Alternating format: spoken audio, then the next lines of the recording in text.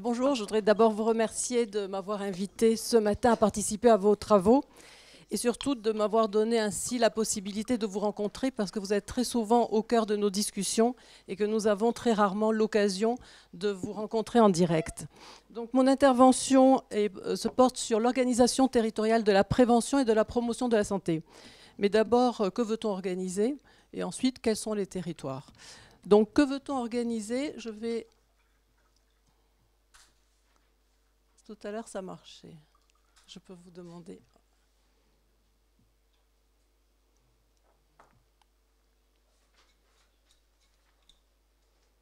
Je réessaye moi-même.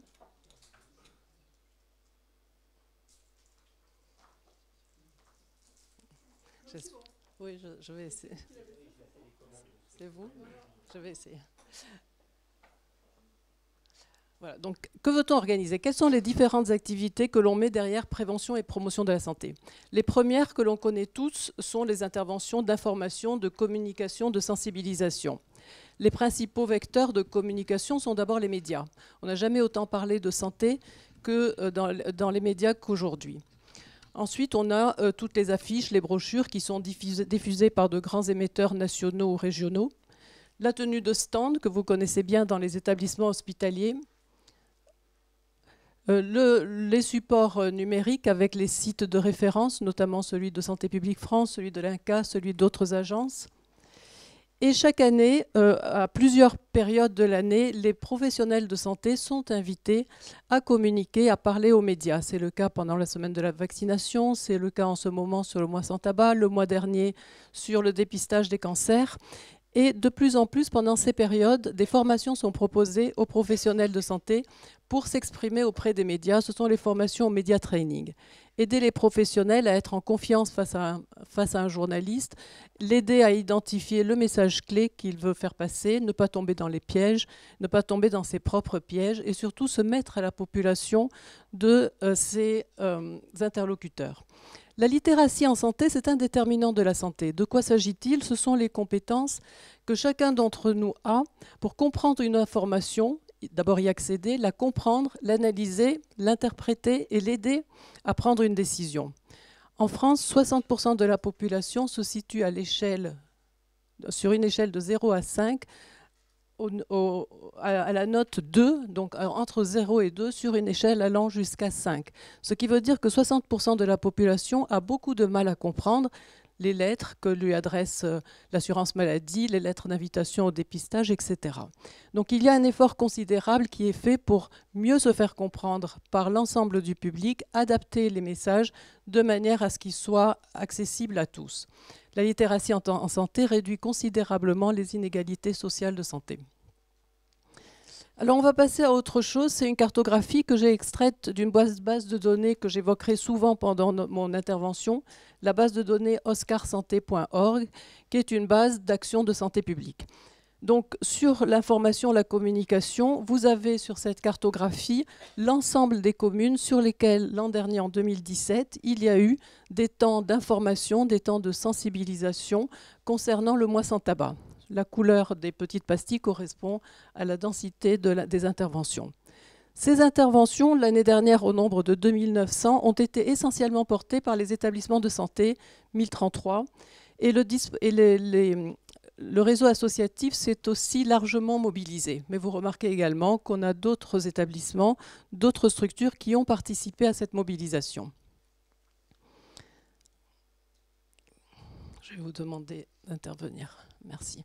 Alors voici un exemple. L'année dernière, donc sur le mois sans tabac, à l'hôpital Robert Debré, on a eu une intervention de sensibilisation du personnel à l'importance de l'arrêt du tabac et à l'accompagnement à l'arrêt du tabac du personnel. Donc vous voyez également la participation de la médecine du travail qui a contribué avec un indicateur d'évaluation à estimer le taux de tabagisme du personnel et à suivre ainsi le public qui souhaitait être accompagné. Des délivrances de produits a été également assurées. Ça m'embête que ça ne marche pas, ça c'est gênant. Alors, deuxième activité, l'éducation pour la santé qui a été évoquée tout à l'heure. L'éducation pour la santé, ça ne s'improvise pas. Il n'y a pas effectivement de métier d'éducateur de santé, mais il s'agit d'une démarche qui fait appel à des compétences en termes de pédagogie, en termes d'éducation. Il y a des méthodes, il y a des techniques, il y a des outils. Et l'éducation pour la santé, aujourd'hui, est largement répandue dans les programmes de prévention et de promotion de la santé. Donc voici une cartographie de la Bretagne en 2017 avec l'implantation des actions d'éducation pour la santé sur les territoires. Alors les territoires choisis le sont soit de manière pertinente en fonction des besoins des populations, soit vous remarquez qu'il y a des zones blanches, elles sont inhabitées, ou on ne trouve pas d'intervenants localement pour intervenir auprès de la population. L'éducation pour la santé touche tous les publics, elle concerne toute la population. Effectivement, on a quand même une concentration sur les publics jeunes, sur les publics précaires, mais vous noterez que tout le monde, à un moment donné, peut bénéficier d'un programme d'éducation pour la santé. Les principaux intervenants, alors la diapositive est légèrement biaisée dans la mesure où dans OSCAR, on a accès aux actions qui sont financées ou aux actions qui sont reconnues, repérées ou valorisées. Une grande partie des interventions non repérées ne figurent pas dans la base de données OSCAR. Donc les principaux acteurs dans cette base sont les associations, l'éducation nationale, ce qu'on a dit tout à l'heure, et certains établissements de santé. Mais il y a certainement d'autres interventions qui ne sont pas repérées. Voici un exemple d'intervention d'éducation pour la santé qui a été assurée par le centre hospitalier de Salon de Provence auprès de publics précaires. Il s'agit de personnes détenues, d'ateliers Nutri-Équilibre portant sur l'équilibre alimentaire. C'est un programme qui est reconduit chaque année. Troisième activité, l'éducation thérapeutique du patient que vous connaissez mieux que personne. Une cartographie, celle de la région Provence-Alpes-Côte d'Azur, avec l'ensemble des autorisations en 2018 sur cette région. Les principaux porteurs de programmes d'éducation thérapeutique sont les établissements de santé. Vous voyez, c'est la majorité. Certaines associations également sont responsables de ces programmes. L'assurance maladie et très peu d'interventions en milieu libéral pour des raisons que vous connaissez aussi bien que moi. Les publics touchés sont les patients, mais également les aidants. Et les tranches d'âge dépendent bien évidemment des pathologies et des personnes touchées. Les pathologies, la région Provence-Alpes-Côte d'Azur est certainement représentative des autres régions également. Donc vous remarquez qu'aujourd'hui, le nombre de programmes d'éducation thérapeutique augmentant, la plupart des pathologies chroniques sont aujourd'hui bénéficient de programmes d'éducation thérapeutique. On arrive toujours dans les activités, les pratiques cliniques préventives que nous avons beaucoup évoquées depuis hier, vaccination, repérage précoce, dépistage, orientation, consultation. Alors ce que l'on sait d'après le baromètre médecins généralistes qui remonte maintenant à 2011, c'est que la plupart des médecins généralistes considèrent que la prévention fait partie de leur mission et qu'ils ont toutes les compétences pour l'assurer. Simplement, s'ils sont à l'aise avec les maladies cardiovasculaires, avec le tabagisme, ils montrent plus de réticence avec l'alcool, les drogues et la santé sexuelle, pour lesquels ils ont un petit peu peur d'être intrusifs. 45% des médecins généralistes repèrent et orientent leurs patients. Alors, les pratiques préventives bénéficient de nombreux référentiels. Ici, le calendrier des vaccinations de la HAS. Ceci est tout simplement la courbe de croissance très utilisée par la PMI pour repérer très précocement les risques de surpoids et d'obésité. Dans 3 minutes, on repère un rebond d'adiposité précoce à 2 ans à 6 ans. Et la PMI fait très très bien ce travail de repérage et d'orientation. Le test du cadet également 4-5 ans pour un repérage précoce des troubles de la vision. Les interventions brèves. Alors, le niveau de preuve sur l'efficacité de l'intervention brève est aujourd'hui très élevé, puisqu'on sait que 30 à 50% des consommateurs excessifs d'alcool qui en bénéficient diminuent durablement leur consommation au terme d'une seule intervention. Alors, qui est-ce qui assure ces interventions précoces? Essentiellement les médecins généralistes, puisqu'ils sont en contact de 75% de la population. La probabilité qu'ils ont de repérer un patient qui est en difficulté avec l'alcool est de 20%, et surtout que 88% des patients considèrent que c'est le travail, le métier, le rôle de leur médecin généraliste, que c'est l'interlocuteur principal. Il y a donc de très nombreux outils qui sont validés, de la HAS, de la MILDK et autres. Toujours sur les dépistages et repérages précoces, les CEGID qui sont souvent portés par les établissements hospitaliers et qui ont un rôle majeur dans le repérage du VIH et des IST. Également, concernant la tuberculose, et pour la plupart du temps portée par les établissements hospitaliers, les CLAT, ici la fiche concernant le centre hospitalier intercommunal de Cornouailles. Alors repérer c'est bien, mais encore faut-il savoir orienter et faut-il savoir où orienter.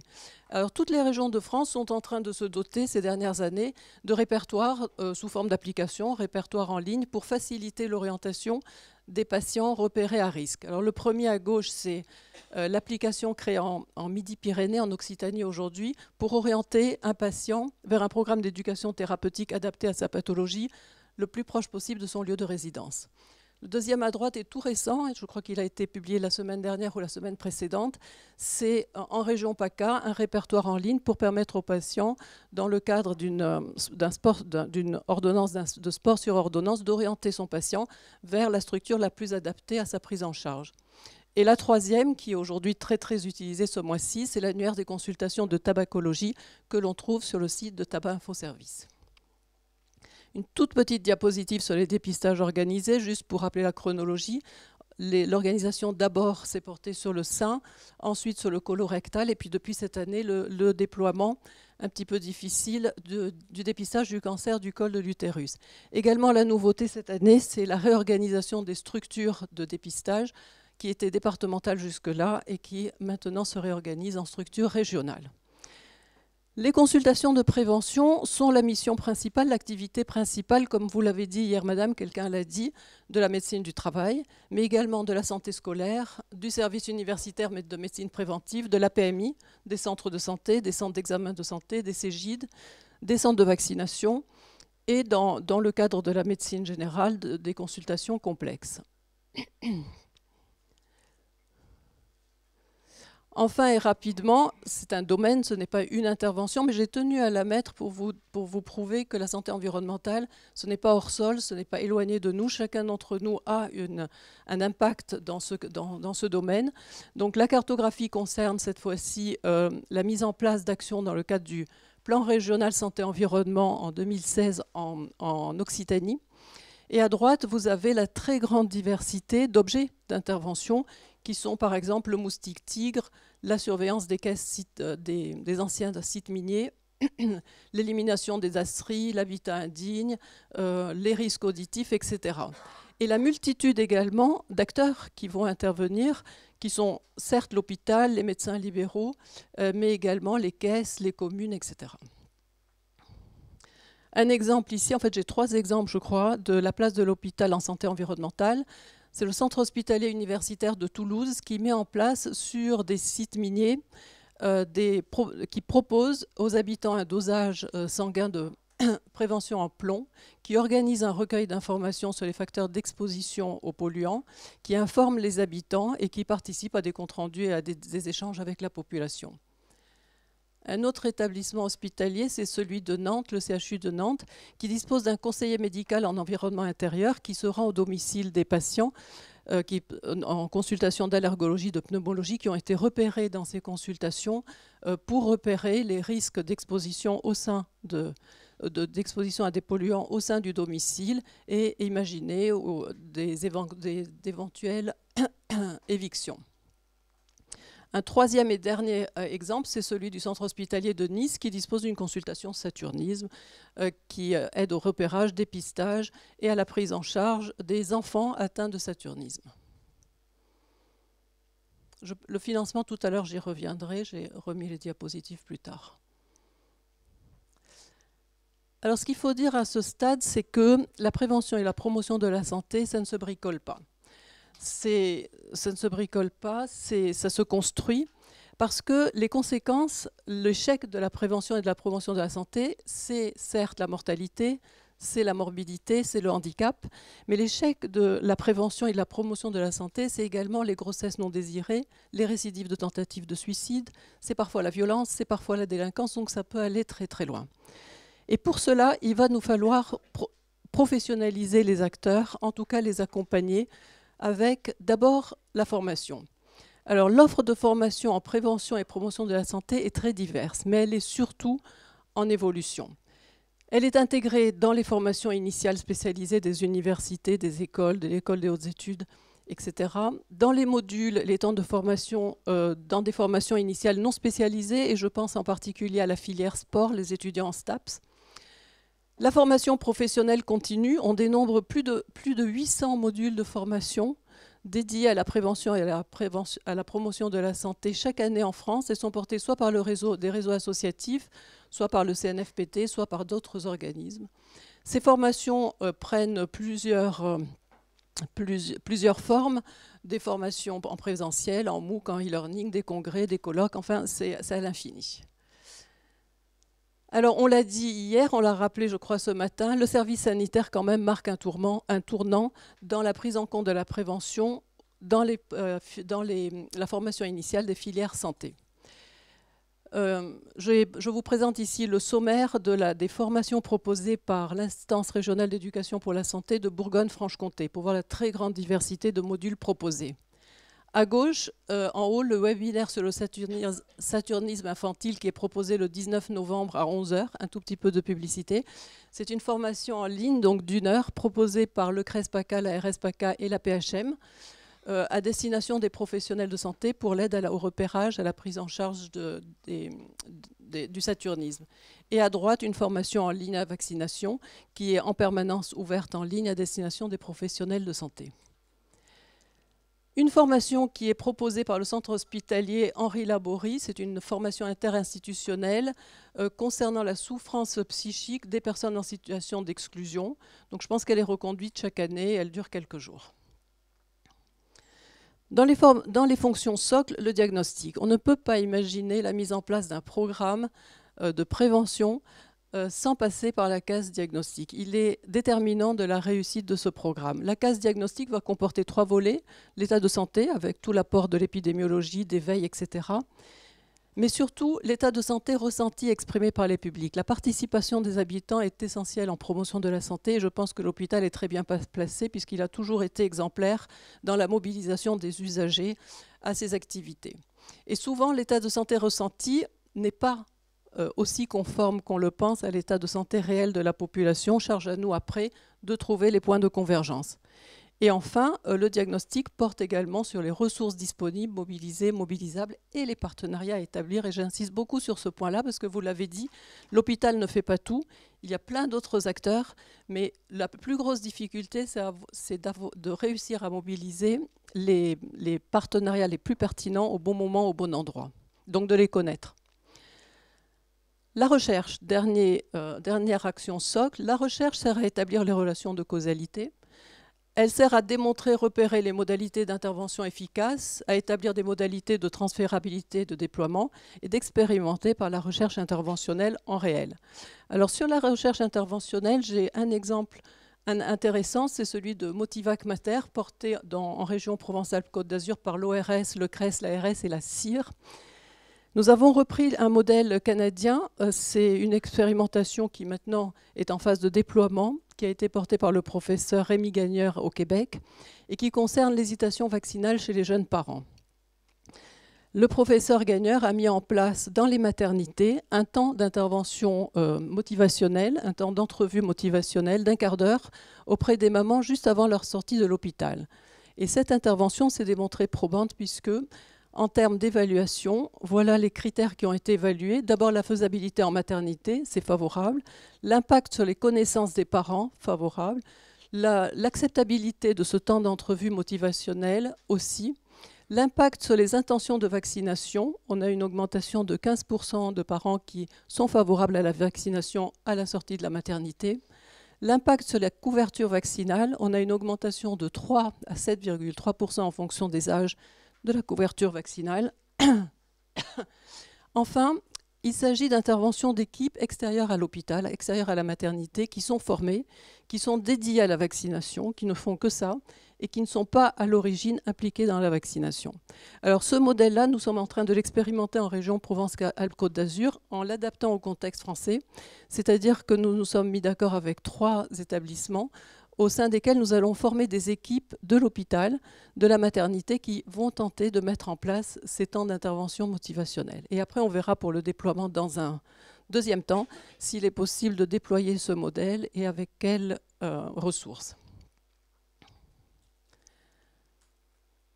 Je vous avais dit que c'est la dernière, c'est l'avant-dernière. La documentation à laquelle nous tenons beaucoup, parce qu'il n'y a pas d'intervention sans connaissance, il n'y a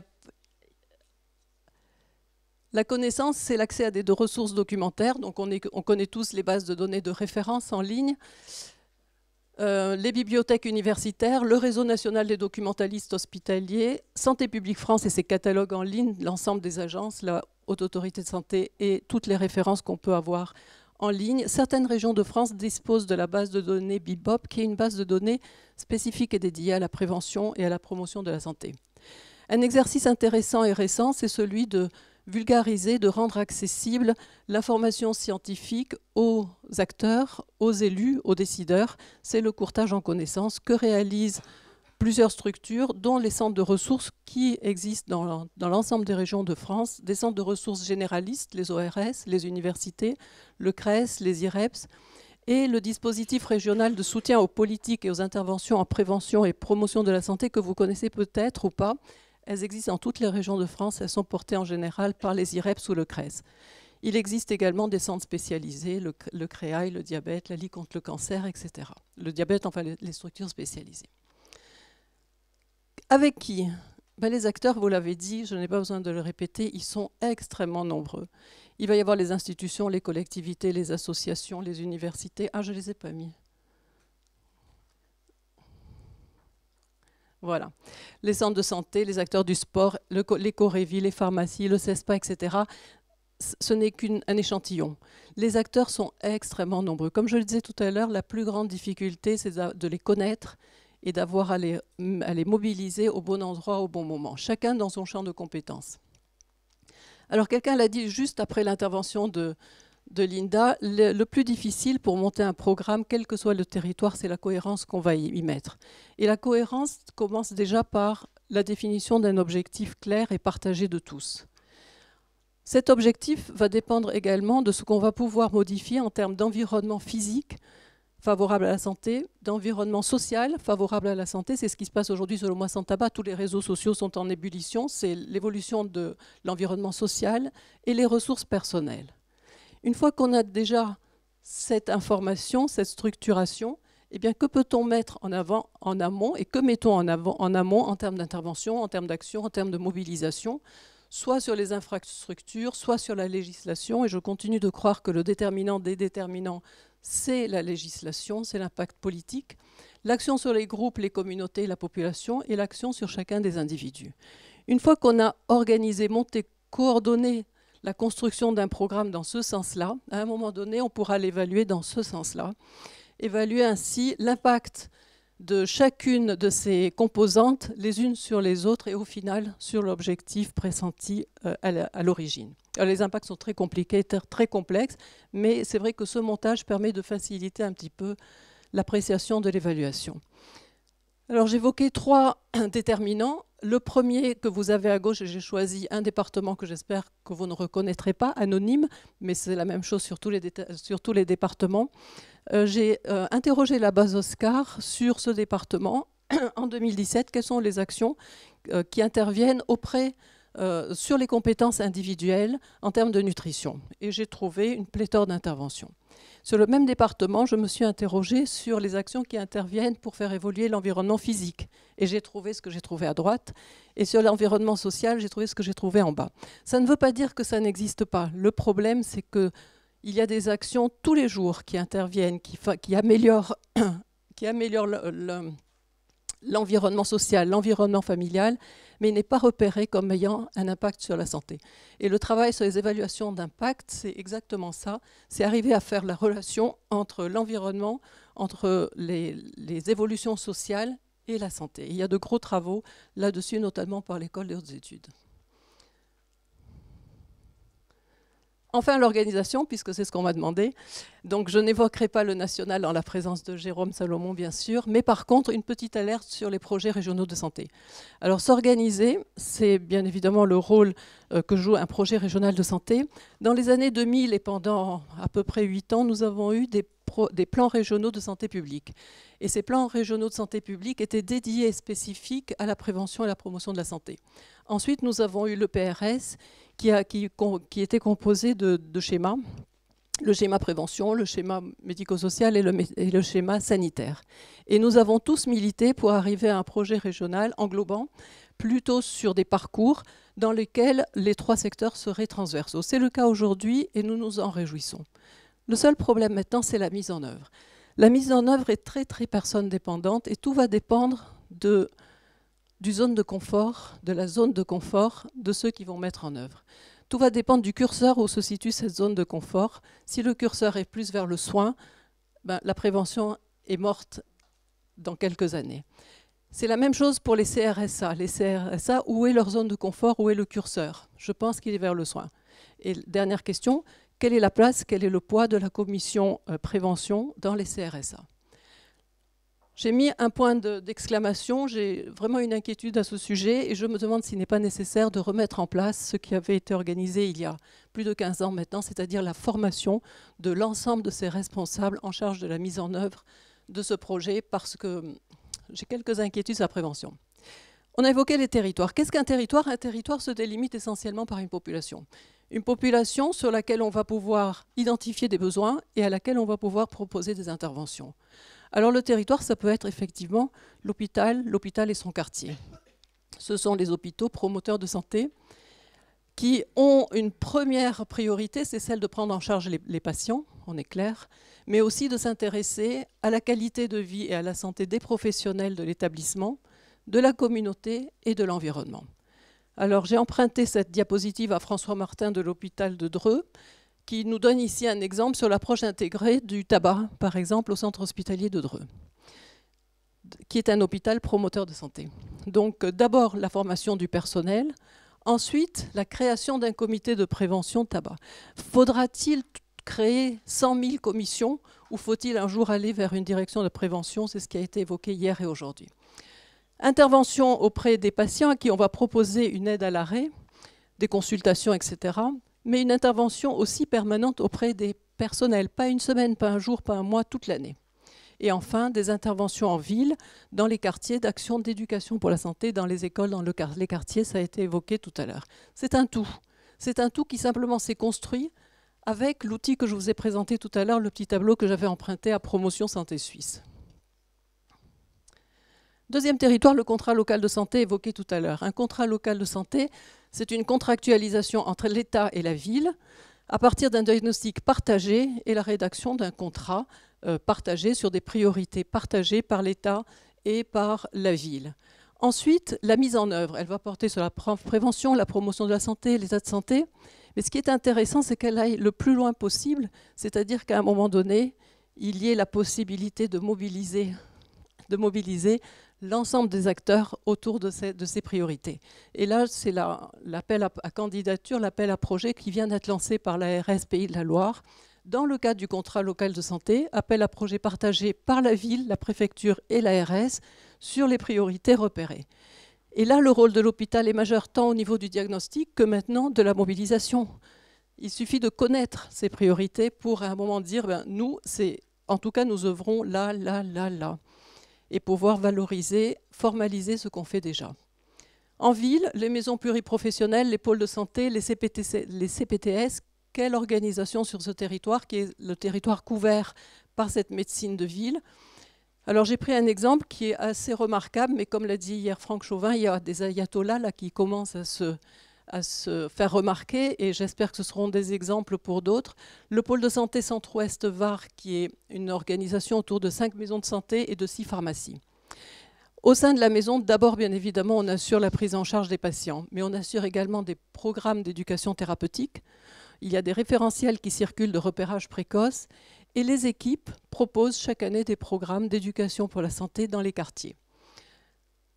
Les intervenants sont les intervenants de l'équipe pluridisciplinaire. Et voici les programmes, les prochaines dates d'intervention qui vont porter sur l'estime de soi, le corps, le sport, etc. L'établissement scolaire, dernier petit exemple, mais ça a été cité, donc je me permets de le rajouter. Le parcours éducatif en santé. C'est ce qui est proposé depuis 2 ans maintenant à l'Éducation nationale. On va donner effectivement, on va imposer cette démarche de promotion de la santé au sein des établissements scolaires. On ne va plus faire de l'éducation pour la santé à la petite semaine, de l'éducation à la santé sexuelle à la petite semaine, mais un programme partagé par les élèves, les parents, la communauté éducative et la médecine scolaire autour de 3 activités, l'éducation, la prévention, la protection. L'éducation peut faire appel à des partenaires extérieurs pour assurer des interventions d'éducation pour la santé en milieu scolaire. La prévention, ce sont des actions centrées sur des problématiques prioritaires et là aussi les partenariats des familles et les partenariats des acteurs extérieurs sont appelés. Et enfin la protection, c'est-à-dire assurer un environnement en cohérence avec tout le reste, des cantines qui proposent des plateaux repas équilibrés, l'organisation de visites médicales, l'accompagnement social. C'est un exemple type de promotion de la santé où le territoire et l'établissement scolaire et son environnement. Alors j'évoquais tout à l'heure les financements. C'est une diapositive qui a ses limites. Il s'agit essentiellement des financeurs régionaux dans le cadre d'appel à projet ou du FIR. Donc on voit là, dans ce cadre-là très précis, ce n'est pas plus étendu que ça, le poids de la contribution de l'ARS, de l'assurance maladie, mais également des collectivités, parce que si on les cumule les trois, les intercos, les départements et les régions, leur poids quand même est considérable. Le volet santé de la politique de la ville aussi bénéficie d'un financement, etc. Sinon, l'accès à des budgets dédiés à la prévention, à la promotion de la santé en dehors des financements courants et institutionnels, on a les appels à projets, État, assurance maladie, collectivité, fondation, le FIR, les CEPOM, les pratiques cliniques préventives, les fonds propres, les fonds nationaux, la ROSP pour les libéraux et l'article 51 qui permet aujourd'hui d'expérimenter des modes inédits de rémunération. Je pense que c'est la dernière, c'est pour ça qu'elle ne veut pas arriver. Non, juste une petite synthèse sur cette diapositive, c'est que la prévention et la promotion de la santé, pour être efficace, puisqu'en fait notre objectif c'est d'être efficace au final, nécessite une démarche partenariale, je pense l'avoir dit, un diagnostic partagé, une cohérence dans l'intervention et un objectif commun. Je vous remercie.